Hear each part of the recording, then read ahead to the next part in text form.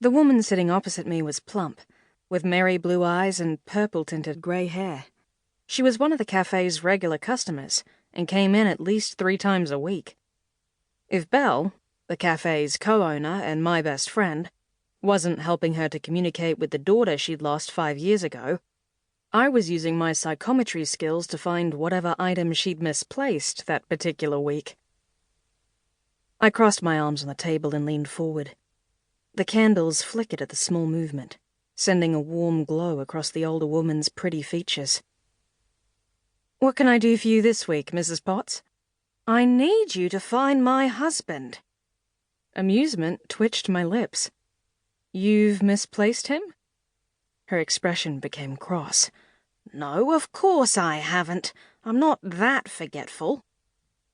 The growing number of visits stated otherwise, but I kept my mouth shut.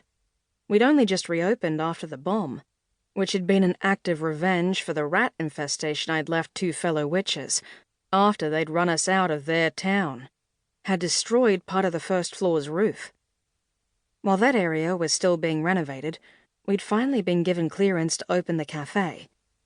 The last thing we needed 3 days out from Christmas was me losing us a very good customer. "Then why do you want me to find him?" "Because the bastard's run off with that floozy of his again, and I've had enough." I blinked. Mrs. Potts was 83, and her husband 5 years older. "Meaning he probably didn't exactly run," came Belle's amused comment. "But I'm seriously impressed he has the time or energy for a floozy at his age." Although I wasn't telepathic, the ability to share thoughts so clearly was one of the many benefits that came with Belle not only being a witch, but also my familiar. If witch records were to be believed, it was something that had never happened before, and had caused much consternation to my high-profile blue-blood parents. Not only did I have the audacity to be severely underpowered, but I'd gone and gotten myself an even lower-powered witch as a familiar, rather than the more acceptable spirit or cat. "I'd like to have that sort of energy now," I replied, "let alone when I get to their age." She snorted. The sound rattled loudly through my brain, making me wince. "Your problem is more a lack of opportunity than energy." "True." Between my natural wariness of relationships, Aiden's initial distrust of all things witch, and the more recent complication of concussion, which he'd gotten saving my life, opportunities to do anything more than kiss had been few and far between. It didn't help that fate herself seemed determined to interrupt my pursuit of satisfaction. But at least Aiden had a doctor's appointment later today, and should finally get the all-clear to resume normal activities. "Is normal activities the new code word for hot monkey sex?" Belle mused. "Hardly. He's a werewolf, not a monkey."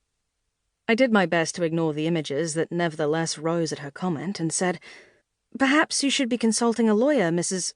"I have," she said curtly, "but I need you to find Henry so I can serve the papers in person." "I don't think that would be a—" "Maybe not," she cut in again, "but I want to see the bastard's face.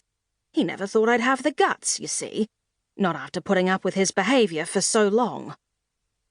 "If he usually does come home, why not just wait?" "Because I've had all his stuff thrown onto the lawn. If he doesn't collect it before the storm hits, it's going to get ruined." "You could always throw a tarp over—" "Why? He deserves ruination after all these years of legging it with other women." "I do like her style," Belle commented, "even if she's taken entirely too long to do something about the situation." "She's 83, Belle. I wouldn't want to be starting over again at her age." "You didn't want to start over again at 25, she said. "I'm just thanking the stars and the spirits that we decided to come to a town where there's a hot ranger to tempt your recalcitrant hormones. I couldn't have stood another 3 years of bitching about a self-induced lack of sex." "I didn't bitch." I paused, thinking about it. "Not much, anyway." "I think our definitions of not much are vastly different."